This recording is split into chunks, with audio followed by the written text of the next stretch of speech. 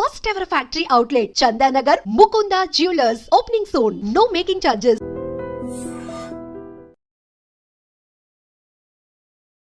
ఈ దేశంలో 1931 బ్రిటిషర్స్ ఈ దేశాన్ని పాలిస్తున్న సందర్భంలో ఈ దేశ జనాభాలో ఉన్న వాళ్ళ కులాల వారీగా వివరాలు సేకరించడం జరిగింది.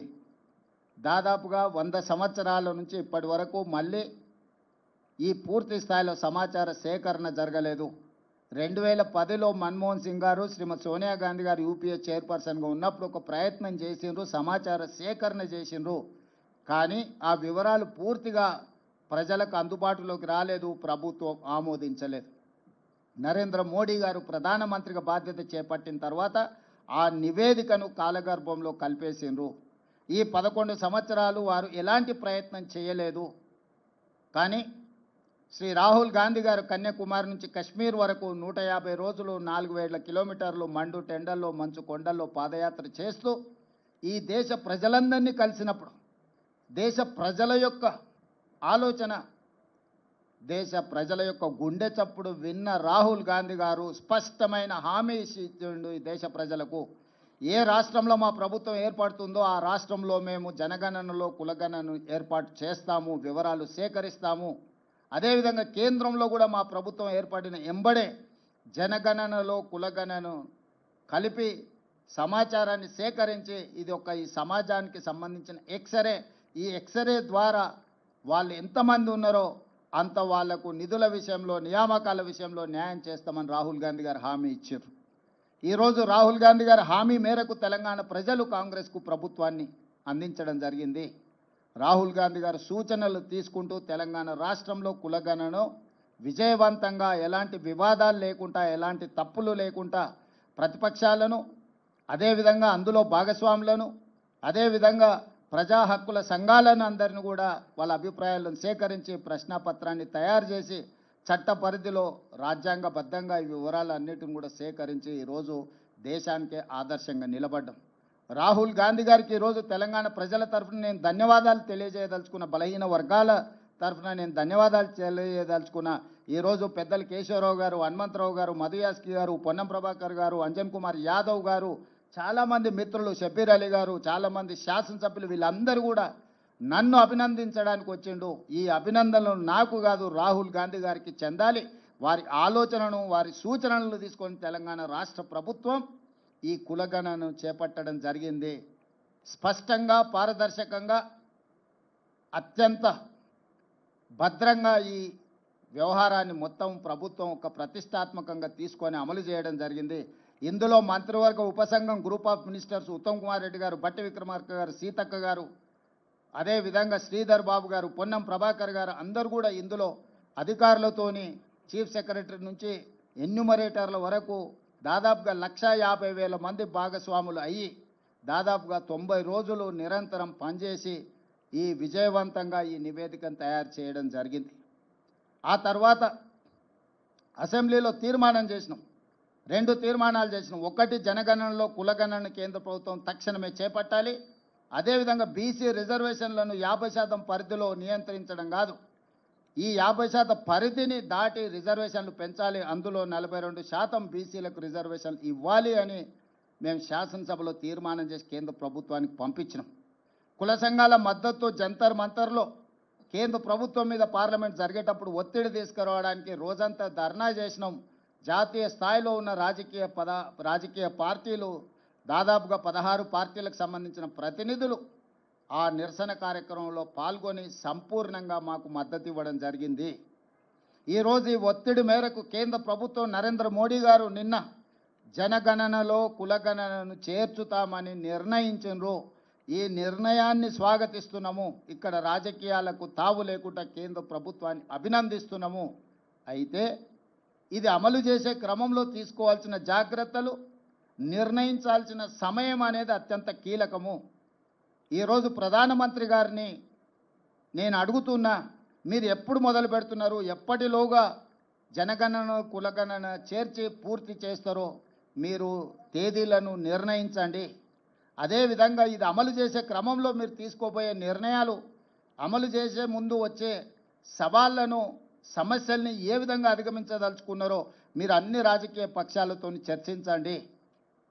ఇది సీక్రెట్ డాక్యుమెంట్ కాదు, ఇది ఎనీ పొలిటికల్ పార్టీ రెస్పాన్సిబిలిటీ కాదు, ఇది గవర్నమెంట్ ఆఫ్ ఇండియా బాధ్యత.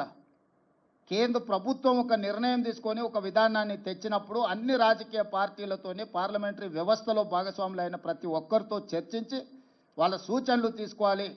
అందుకే నరేంద్ర మోడీ గారికి సూచన చేస్తున్న గ్రూప్ ఆఫ్ మినిస్టర్స్తో ఒక కమిటీ వేయండి, ఆఫీసర్లతో కూడుకున్న ఇంకొక ఎక్స్పర్ట్స్ కమిటీని వేయండి. గ్రూప్ ఆఫ్ మినిస్టర్స్ రాజకీయ పార్టీలతోని, అదేవిధంగా స్టేక్ హోల్డర్స్తోని, అదేవిధంగా సివిల్ సొసైటీస్తోని చర్చించమనుండ్రి. వాళ్ళ నుంచి వచ్చే సూచనలను, వాళ్ళ నుంచి వచ్చే సమస్యలను, ప్రశ్నలను ప్రభుత్వం వివరణ ఇవ్వడం ద్వారా పారదర్శకంగా ఈ ప్రక్రియను ముందుకు తీసుకెళ్ళవచ్చు. ఇదే కాకుండా ఈ అధికారులు వివిధ రాష్ట్రాలలో గతంలో జరిగిన అనుభవాలను వాళ్ళు తిరిగి తెలుసుకోవాలి, అక్కడి నుంచి సమాచారాన్ని సేకరించాలి. తద్వారా ఈ గొప్ప కార్యక్రమము ఎలాంటి వివాదాలకు తావు లేకుండా పూర్తి చేయడానికి అవకాశం ఉంటుంది. కాబట్టి మీరు అధికారులతో కూడా కమిటీని నిర్ణయించి ఇప్పుడు మీరు చేపట్టబోయే జనగణనలో కులగణన విధి విధానాలు ఏందో నిర్ణయించండి. విధి విధానాలను కూడా పబ్లిక్ డొమైన్లో పెట్టండి. ప్రజల నుంచి సూచనలు తీసుకోండి. మేము సమాచార సేకరణ చేసినప్పుడు 57 ప్రశ్నలను ప్రజల నుంచి అడిగి ప్రశ్నాపత్రాలను తయారు చేసి ఆ ప్రశ్నాపత్రాలను కూడా మేము ప్రజల ముందు పెట్టినాం. మేము ఏమేమి సమాచారాన్ని సేకరించబోతున్నాం, ఈ సమాచారాన్ని మీ దగ్గరకు వచ్చినప్పుడు మీరు అందరికి ఇవ్వండి అని చెప్పి ఇట్లా 8 పేజీల 57 ప్రశ్నపత్రాలు తయారు చేసి ఈ ప్రశ్నలకు సంబంధించిన సమాచారాన్ని సేకరించిన సమాచారాన్ని చాలా గోప్యంగా భద్రపరచడము. వ్యక్తులు, కుటుంబాలకు సంబంధించిన సమాచారాన్ని ప్రజలకు ఇవ్వలేదు. వాళ్ళ సామాజిక వర్గాల యొక్క నిష్పత్తిని మాత్రమే ప్రజలకు వివరించినాం. శాసనసభలో కూడా ఆ వివరాలను పెట్టి సభలో చర్చించి ఫైనల్గా ప్రభుత్వం దీన్ని చట్టాన్ని చేసినప్పుడు కూడా సభలో సుదీర్ఘమైన చర్చ చేసి అన్ని రాజకీయ పార్టీలను ఇందులో భాగస్వాములను చేసినాం. ఎక్కడ కూడా మా పార్టీ విధానంగానో మా ప్రభుత్వంలో ఉండే కొద్దిమంది వ్యక్తుల విధానంగానో దీన్ని మేము అమలు చేయలేదు. 4 కోట్ల తెలంగాణ ప్రజలు, ప్రతిపక్ష పార్టీలతో సహా ప్రభుత్వం, అదేవిధంగా స్టేక్ హోల్డర్స్ ఎవరైతే భాగస్వాములు ఉన్నారో, లబ్ధిదారులు ఉన్నారో వాళ్ళు, అదేవిధంగా ప్రజా హక్కుల కోసం పనిచేసే వాళ్ళందరినీ కూడా ఇందులో భాగస్వాములను చేసి వాళ్ళకు నమ్మకం, విశ్వాసం కల్పించి ఈరోజు ఈ కార్యక్రమాన్ని ముందుకు తీసుకెళ్ళినాం. అందుకే ఈరోజు తెలంగాణలో దేశంలోనే మొదటి రాష్ట్రంగా తెలంగాణ నిలబడ్డది. ఇవాళ దేశానికే ఆదర్శంగా తెలంగాణ ముందు వరుసలో ఉన్నది. నిన్న రాహుల్ గాంధీ గారు అదే విషయం చెప్పినారు. తెలంగాణ మోడల్ ఈ దేశానికి రోల్ మోడల్. ఈ రోల్ మోడల్ నుంచి మీరు నేర్చుకోండి, తద్వారా పకడ్బందీగా దీన్ని అమలు చేయండి అని రాహుల్ గాంధీ గారు సూచన చేసినారు. రాహుల్ గాంధీ గారిని ఈ పత్రికా సమావేశంలో అభినందిస్తూ అదేవిధంగా నరేంద్ర మోడీ గారికి సూచన చేస్తూ మీరు మా ప్రభుత్వం వైపు నుంచి మేము సహకరించడానికి సిద్ధంగా ఉన్నాము, కేంద్ర ప్రభుత్వంతో కలిసి పనిచేయడానికి సిద్ధంగా ఉన్నాం. మా అనుభవాన్ని కేంద్ర ప్రభుత్వంతో పంచుకోవడానికి మాకు ఎలాంటి భేషజాలు లేవు. రాజకీయ ప్రక్రియలో కానీ, అధికారుల నిర్ణయాలలో కానీ, అదేవిధంగా ఇప్పుడు జస్టిస్ సుదర్శన్ రెడ్డి, కంచె ఐలయ్య గారు, ప్రొఫెసర్ శాంతాసేన గారు ఇలాంటి మేధావులను కూడా ఈ నివేదిక ఇచ్చి ఏ రకంగా ఈ నివేదిక ద్వారా ఈ పేదలకు, ఇందులో భాగస్వాములకు న్యాయం చేస్తామో కూడా ఒక ఎక్స్పర్ట్స్ కమిటీని కూడా వేసి వాళ్ళ నుంచి కూడా మేము అడ్వైస్ తీసుకుంటున్నాము. ఎందుకంటే నివేదిక తయారు చేయడంతో మన బాధ్యత అయిపోలేదు. ఆ నివేదిక ద్వారా నిజమైన పేదలకు లబ్ధి చేకూరాలి, నిజమైన బలహీన వర్గాలకు మేలు జరగాలి అన్న ఆలోచన కృత్రిమంగా 50% రిజర్వేషన్ ఏదైతే అప్పర్ లిమిట్ క్యాప్ పెట్టినరో దాన్ని తొలగించడమే కాదు, బీసీలకు 42% రిజర్వేషన్ ఇవ్వాలి అన్న ఆలోచన ఏదైతే ఉన్నదో మేము తీర్మానం చేసినాం, జంతర్ మంతర్లో ధర్నా చేసినాం. ఏది ఏమైనా నిన్న కేంద్ర ప్రభుత్వం నిర్ణయం తీసుకున్నది, ఆలస్యమైన ఈరోజు ఈ నిర్ణయం తీసుకున్న దాన్ని స్వాగతిస్తూ దీన్ని పకడ్బందీగా అమలు చేయాలన్నదే మా ఆలోచన. కేంద్ర ప్రభుత్వానికి సంపూర్ణంగా రాష్ట్ర ప్రభుత్వం సహకరించి జనగణనలో కులగణనను పకడ్బందీగా చెయ్యాలి. తద్వారా బలహీన వర్గాలకు 42% రిజర్వేషన్లు రావాలి.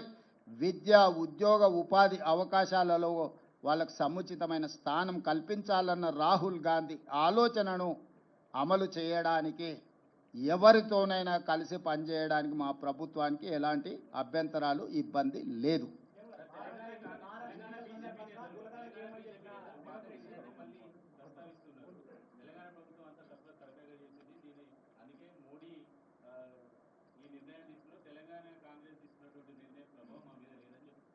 నేను వాళ్ళ మీద ప్రభావం ఉందా లేదా, రాజకీయపరమైన ఆరోపణలు ప్రత్యారోపణలు ఈ సందర్భంగా చేయదలుచుకోలేదు. లక్ష్యం మాకు స్పష్టంగా ఉంది. ప్రజలకు మా పట్ల విశ్వాసం ఉన్నది. దేశంలోనే మా ప్రభుత్వం చేసి చూపించింది. ఇలాంటి విమర్శలు చేసే నాయకులను నేను ఒకటే ప్రశ్న అడుగుతున్నా. 11 సంవత్సరాల నుంచి నరేంద్ర మోడీ గారు ఈ దేశ ప్రధానమంత్రిగా ఉన్నాడు. 16-17 రాష్ట్రాలలో మీ ప్రభుత్వమే ఉన్నది. గుజరాత్లో 25 సంవత్సరాల నుంచి మీ ప్రభుత్వం ఉన్నది. మీరు అధికారంలో ఉన్న రాష్ట్రాలలో చేసి మీరు ఆదర్శంగా నిలబడి ఉంటే ఈరోజు తెలంగాణ మోడల్ని మీరు అనుకరించండి అని చెప్పే అవకాశమా మాకు రాకపోతుండే కదా. రాజకీయంగా లబ్ధి పొందాలన్న ఆతృతగా అనిపిస్తుంది వాళ్ళ మాటలలో తప్ప పకడ్బందీగా కులగణన చేయాలి, జనగణనలో కలపాలన్న ఆలోచనే చేయలేదు. చేయాల్సిన జనగణన కూడా 2021లో చేయకుండా వాయిదా వేసిండ్రు. ఇవాళ అది కూడా చేయాల్సిందే అని చెప్పి మేము ఒత్తిడి తీసుకురావడంతో ఈరోజు వాళ్ళు ముందుకు వచ్చిండ్రు.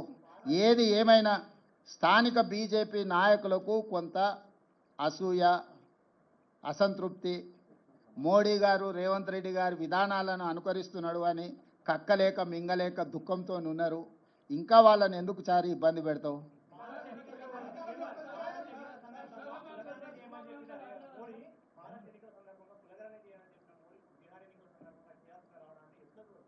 అంటే ఇవన్నీ రాజకీయాలకు ముడిపెట్టకండి. నేను ఒకటే చెప్తున్నా, ఇది ఈ దేశ ప్రజలకు మేలు జరుగుతుంది. ఏ ఒత్తిడితోనైనా నిర్ణయం తీసుకొని, ఏ అవసరంతోనైనా నిర్ణయం తీసుకోండి. అంతిమంగా ఈ బలహీన వర్గాలకు న్యాయం జరగాలి.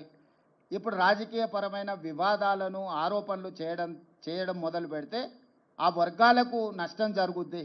మేము ఆరోపణలు చేయదలుచుకోలే. నేను ఈ సందర్భంగా ఏ ఒత్తిడితోనైనా ఏ అవసరం కోసమైనా చేయడం ద్వారా నిజమైన లబ్ధి బలహీన వర్గాలకు చేరాలి. అదే మా లక్ష్యం, రాహుల్ గాంధీ గారి లక్ష్యం, మా లక్ష్యం, ఈ వేదిక మీద ఉన్న ప్రతి ఒక్కరి ఉద్దేశం అదే. కాబట్టి మేము దీన్ని ఏ ఎన్నికలకు ఏ రాజకీయ వివాదాలకు మేము ముడిపెట్టదలుచుకోలేదు.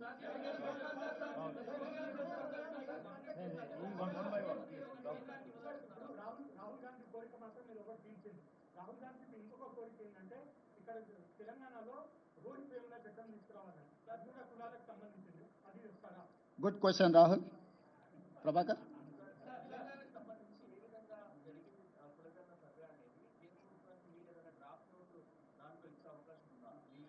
మేము ఆల్రెడీ ఆ నివేదిక పంపించినాము.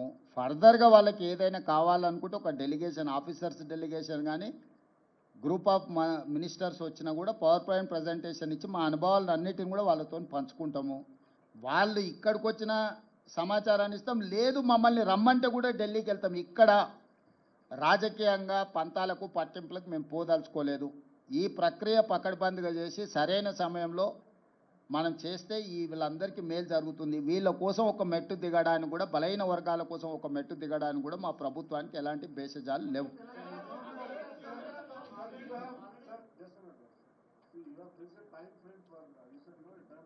Yes.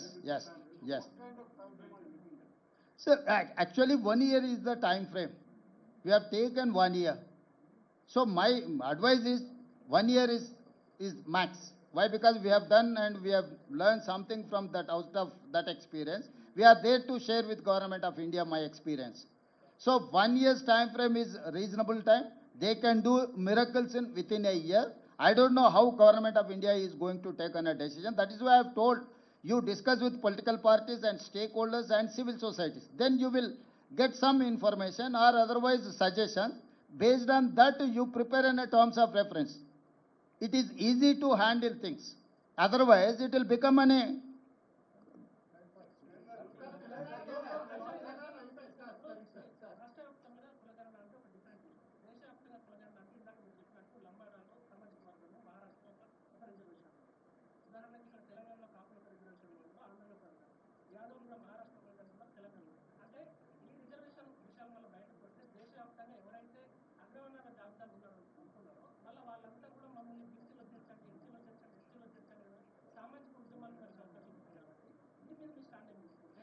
ఇప్పుడు వాస్తవంగా దీన్ని గందరగోళపరిచే వాళ్ళు లేవనెత్తుతున్న అంశాలు ఏ రాష్ట్రానికి ఆ రాష్ట్రానికి రిజర్వేషన్లు ఆ సామాజిక వర్గాల నేపథ్యాన్ని తీసుకొని నిర్ణయాలు జరిగినాయి.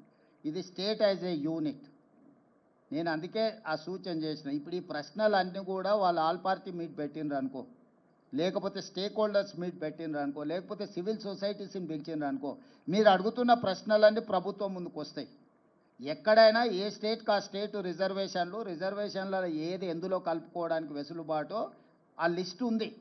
ఒకవేళ ఏదైనా సామాజిక వర్గం ఒక రాష్ట్రం గతంలో కాపులు ఓసీలలో ఉండేది, 1976లో బీసీలలోకి వచ్చిండ్రు, 1976 కంటే ముందు లంబాడాస్ కూడా బీసీలలో ఉంది, తర్వాత వాళ్ళని ఎస్టీలలో తీసుకొచ్చిండ్రు. ఇట్లా రకరకాల సామాజిక వర్గాలు వివిధ సందర్భంగా ఎల్లాపుల కొప్పుల వెలమ వాళ్ళందరూ ఒకప్పుడు ఓసీలు. చంద్రశేఖరరావు గారు 96లో వారిని తీసుకెళ్లి బీసీలలో కల్పించిండు. దీనికి లోకల్ బాడీ ఎన్నికలకు సంబంధం లేదు మిస్టర్ సూరజ్.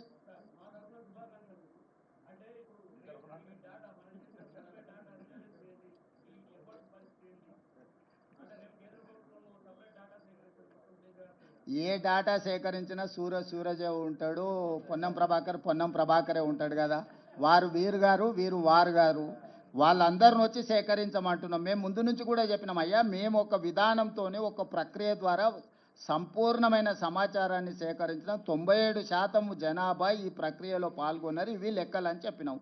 కేంద్ర ప్రభుత్వం ఇంకా మెరుగైన ప్రక్రియ ఏదని చేపడితే మంచిదే కదా, మాకేం అభ్యంతరం లేదు. మేము ఇంటింటికి వెళ్ళి 150 కుటుంబాలను 150 ఇండ్లను ఒక గ్రూప్గా దానికి ఒక ఎన్యూమరేటర్ని పెట్టి 60 రోజులు సమయం ఇచ్చినాం. ఓ రోజు సూరజ్ ఏదైనా పని మీద పెళ్ళికో పేరంటానికి పోతే కూడా తెల్లారైనా మళ్ళీ పోయి నమోదు చేయించుకొని రాని. దాంట్లో ఎవరైతే నమోదు చేయించుకున్నారో వాళ్ళు సంతకం తీసుకున్న అధికారి ఆయన సొంతంగా రాసుకొని ఆయన సంతకం పెట్టుకొని రాలే. ఆ కుటుంబ పెద్ద దగ్గర, కుటుంబ వ్యక్తుల దగ్గర కూర్చొని ఆ కుటుంబ పెద్ద ఎవరు, కుటుంబంలో ఉన్న సభ్యులు ఎంతమంది, వాళ్ళు ఏ సామాజిక వర్గము, వాళ్ళకి ఏమేమి లబ్ధి పొందుతున్న ప్రభుత్వ పథకాలు, రాజకీయంగా ఏమైనా రిజర్వేషన్లు పొందినరా, అన్ని వివరాల ప్రశ్నపత్రంలో ఉన్నాయి. ఎవరు ఏది నిజం చెప్పినా అబద్ధం చెప్పినా, ఆస్తుల అప్పుల విషయంలో నిజాలు అబద్ధాలు చెప్పొచ్చు, కానీ కులాల వివరాలు ఎవరు కూడా అబద్ధం చెప్పరు. ఇది 100% నా సంపూర్ణమైన విశ్వాసము. కులాల లెక్క పక్కగా తేలిన తర్వాత సంక్షేమ పథకాలు ఎట్లా అమలు చేయాలనో ఆటోమేటిక్గా ఆ స్టేటస్ అనేది మన దగ్గరకు వచ్చేస్తుంది. కేంద్ర ప్రభుత్వం ప్రామాణికం. ఎప్పుడు కూడా ఎలాంటి డేటా అయినా గవర్నమెంట్ ఆఫ్ ఇండియా ప్రివేల్స్. ఇప్పుడు ఏ డేటా లేనప్పుడు నా డేటా ప్రామాణికం. కేంద్రమే ఒక ప్రక్రియను చేపట్టి ఇది డేటా రాష్ట్రాల వారి కానీ కేంద్ర ప్రభుత్వం ముందుకు వచ్చినప్పుడు ఆటోమేటిక్గా గవర్నమెంట్ ఆఫ్ ఇండియా ప్రివేల్స్.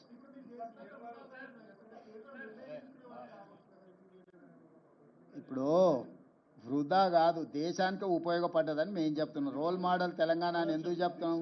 100 సంవత్సరాల నుంచి ఎవరు చెయ్యలేని పనిని, ప్రక్రియను తెలంగాణ రాష్ట్ర ప్రభుత్వం చేయడం ద్వారా చెయ్యడానికి ఏ విధి విధానాలు ఉండాలి, చేయడం వల్ల వచ్చే ప్రయోజనం ఏంది, చెయ్యకపోతే కలిగే రాజకీయ పార్టీలకు నష్టమేంది తెలిసింది. కాబట్టి ఈరోజు తెలంగాణలో సేకరించిన సమాచారం దేశానికి ప్రయోజనం చేకూరింది.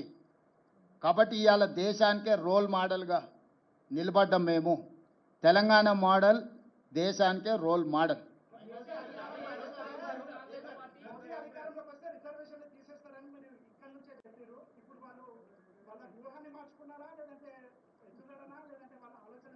ఇప్పుడు సిద్ధు వాళ్ళు ఎందుకోసం చేస్తున్నా అనే దానికంటే దీనివల్ల ప్రజల ప్రయోజనం ఏందో చూడాల్సిందే. ఆ ఎన్నికల ముందు వాళ్ళు చేసిన ప్రయత్నాన్ని మేము తిప్పికొట్టినాం కాబట్టి, ప్రజలు కూడా తిప్పికొట్టి 240 సీట్లు ఇచ్చారు కాబట్టి రిజర్వేషన్లు రద్దు కాలేదు, రాజ్యాంగాన్ని మార్చలేదు. వాళ్ళు అనుకున్న 400 సీట్లు వచ్చినట్టే ఈ పాటికి దేశంలో రిజర్వేషన్లు రద్దు అయ్యేటివి, రాజ్యాంగం రూపురేఖలు మారిపోయేది, ఈరోజు కులగణన కూడా జరుగుండేది కాదు. ఆ రోజు ప్రజలు మేము అప్రమత్తం చేసినాం కాబట్టి వాళ్ళకి సంపూర్ణమైన మెజారిటీ ఇవ్వకుండా 240 సీట్లు ఇచ్చారు కాబట్టి సంకీర్ణ ప్రభుత్వంలో వాళ్ళు అనుకున్న ఎజెండాను అమలు చేయలేని పరిస్థితిలో ఇప్పుడు ఈ సంకీర్ణ ప్రభుత్వాన్ని కాపాడుకోవాలంటే కులగణన చేసి తీరవలసిందే. ఎందుకంటే అక్కడ బీహార్లో వాళ్ళతో సంకీర్ణ ప్రభుత్వంలో ఉన్న నితీష్ కుమార్ ఇతరులు ఈరోజు కులగణన చేయాలనే డిమాండ్తో ఉన్నారు. మొన్నటి వరకు మీరు చెప్పిన నరేంద్ర మోడీ గారు బీజేపీ కులగణనకు వ్యతిరేకంగా మాట్లాడిండ్రు కదా. రాజ్నాథ్ సింగ్ గారు అఫీషియల్గానే చెప్పిండు, సుప్రీంకోర్టుకి చెప్పిండు మేము చెయ్యము అని, అఫిడవిటే ఇచ్చిండు. ఎందుకు మారింది? మేము ఎన్నికల ముందు, పార్లమెంట్ ఎన్నికల ముందు ప్రజల్ని అప్రమత్తం చేసినాం కాబట్టి ప్రజలు మోడీకి సంపూర్ణమైన మెజారిటీ, ముఖ్యంగా 400 సీట్లు ఇవ్వకుండా తిరస్కరించడంతో by political compulsion he has decided to take up this issue. So మేము ఏదైతే ప్రయత్నం చేసినామో రాహుల్ గాంధీ గారి భారత్ జోడో యాత్ర దేశ ప్రజలకు ఉపయోగపడ్డది. ప్రతిపక్షం, మేము పాలకపక్షం వస్తే నిర్ణయాలు చేస్తాం, ప్రతిపక్షంలో ఉంటే ప్రభుత్వాన్ని ఒత్తిడి చేస్తాం. ఇదే కదా ప్రజాస్వామిక స్ఫూర్తి.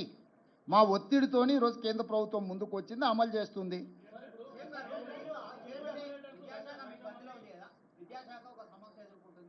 ఇక అది ఇప్పుడు ఇది మాట్లాడుకున్నాం, ఇప్పటికాడికి దీనికి మాట్లాడదాం. ఇక్కడ ఇక్కడ దేని విషయం మాట్లాడదాం.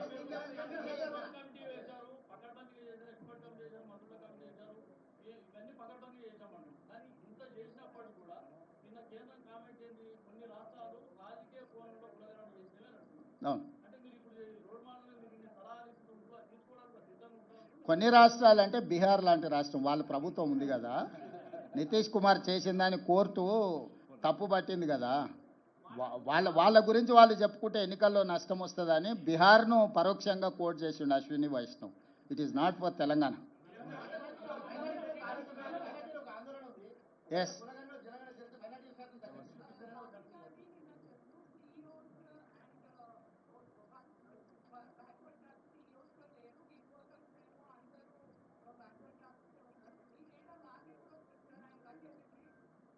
ఆయన ప్రధాన ప్రతిపక్ష నాయకుడు, ప్రజాప్రతినిధి కాబట్టి వారికి కొంత సమాచారం ఉంటుంది. మీరు ఈడనే ఉన్నారు లోకల్గా, you are live witness for everything.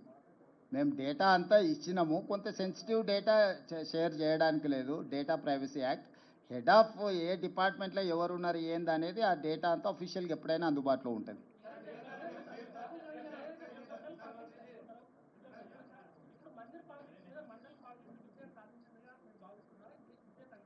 ఇప్పుడు జనగణనలో కులగణనే ఎత్తుకుందాం, అది ఒక్కదాన్నే ఎత్తుకుందాం మనందరం కలిసి.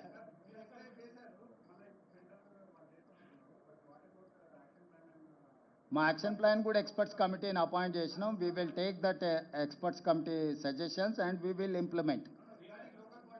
Yes, it is there, it is under process. ఇప్పుడు ఈ ప్రెస్ మీట్ అనేది నిన్న కేంద్ర ప్రభుత్వం తీసుకున్న నిర్ణయం మీద రాష్ట్ర ప్రభుత్వం సహకారానికి సంబంధించి మీరు ఏ ప్రశ్నలు అడిగినా దానికి రిలేట్ చేసి అడగండి.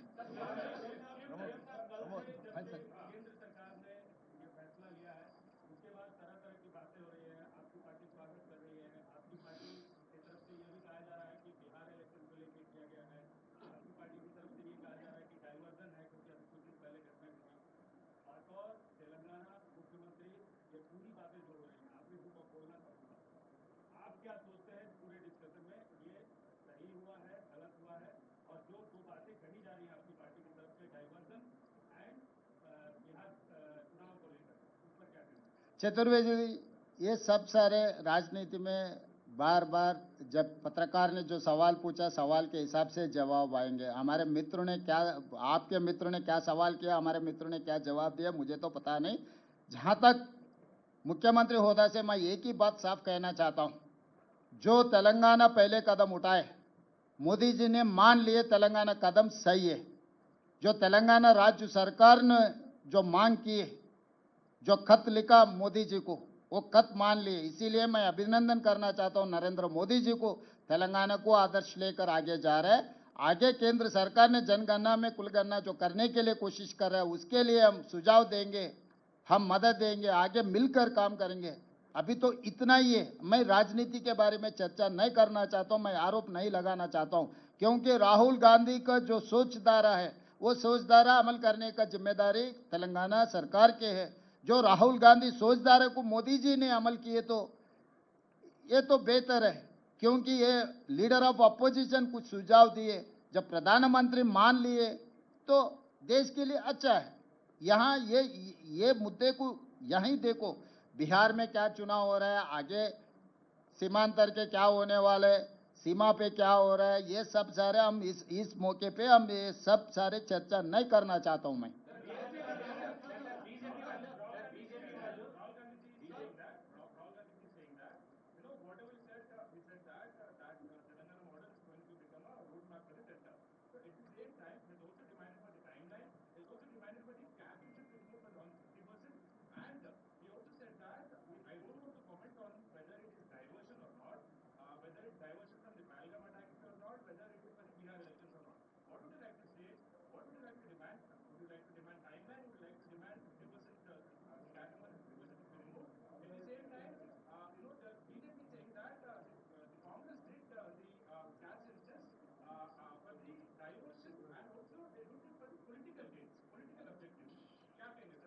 भाई ये अभी मैं वही बोल रहा हूँ ना, इन लोगों को पता नहीं है मोदी क्या सोच रहा है, किसको फॉलो कर रहा है। ये छोटे छोटे लोग ये गलियों में कुछ ना कुछ कहते रहते हैं। किशन रेड्डी, संजय जी जो कह रहे हैं, आपको ज़्यादा ध्यान मत दो, क्योंकि केंद्र सरकार में क्या हो रहा है, मोदी जी क्या सोच रहा है, मोदी जी किससे मिल रहा है, किससे सुझाव ले रहे हैं, इन लोग बच्चों को कोई पता नहीं है। सो ये बच्चों के बातों में हम नहीं पढ़ना चाहता है। जो केंद्र सरकार ने जो काम कर रहा है वो सही किए तो हम लोग सही काम को हम पहचानेंगे। राहुल जी कल he has appreciated Narendra Modi and union government. Once my leader is appreciated union government, then there is no point to going back. Ashish.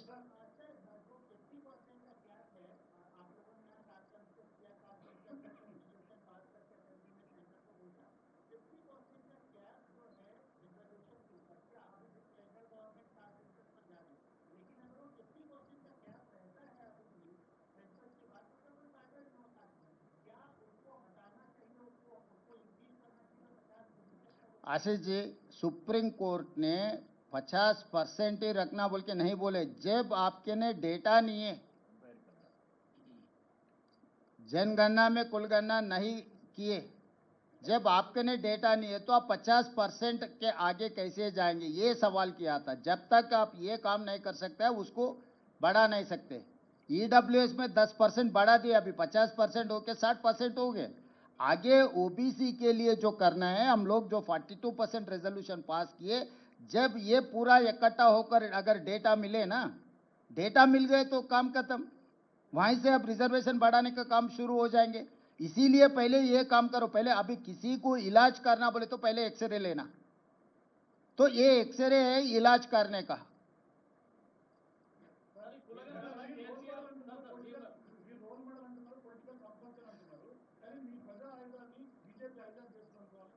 దేశ ప్రజలకు ఉపయోగపడ్డప్పుడు ఎవరు మమ్మల్ని ఆదర్శంగా తీసుకున్నా మాకేం అభ్యంతరం లేదు. ప్రపంచమే మేము కాంగ్రెస్ పార్టీ స్వతంత్రం కోసం కొట్లాడినప్పుడు ప్రపంచ దేశాలు చాలా వరకు మమ్మల్ని ఆదర్శంగా తీసుకొని కొట్లాడినరు. Mahatma Gandhi Congress party president. శాంతి ద్వారానే ఒక పెద్ద యుద్ధాన్ని గెలిచిండు. హింస లేకుండా యుద్ధాన్ని గెలవడం ప్రపంచంలో ఎవరైనా సాధించిందా? మహాత్మా గాంధీ గారు హింస అనేదే లేకుండా ఒక యుద్ధాన్ని గెలిచి ఒక దేశాన్ని స్వతంత్రం ఇచ్చిండు. ప్రపంచమంతా దాన్ని, నేను నిన్నగాక మొన్న జపాన్ పోయిన, హిరోషిమా నగరంలో మహాత్మా గాంధీ గారి ఎక్కడైతే న్యూక్లియర్ బాంబు ప్రయోగించిందో అక్కడనే మహాత్మా గాంధీ గారి స్టాచ్యూ పెట్టుకొని వారిని ఆదర్శంగా తీసుకొని, జపాన్ దేశానికి సైన్యమే లేదు తెలుసు కదా, శాంతి ద్వారా ప్రపంచాన్ని జయించవచ్చని గాంధీజీని ఆదర్శంగా తీసుకుంటే గొప్పగా అనుకోవాలి తప్ప దాన్ని తప్పుగా ఎందుకు అనుకుంటాము? ఈరోజు రాహుల్ గాంధీని నరేంద్ర మోడీ గారు ఆదర్శంగా తీసుకుంటే అది ఒక గొప్ప విషయము. మహాత్మా గాంధీ అయినా రాహుల్ గాంధీ అయినా ఈ దేశ ప్రజలకు ఏం కావాలనో ముందుగానే ఆలోచన చేసి దాన్ని అమలు చేయడానికి సర్వం ఒడ్డుతారు. ఎవరైనా ఆ దారిని ఎన్నుకోవాల్సింది ఒక రోజు ముందు, ఒక రోజు వెనకాల. కాబట్టి రాహుల్ గాంధీ గారి దారిని నరేంద్ర మోడీ గారు వారు పాటిస్తున్నారు అని అంటే అది మంచిదే కదా.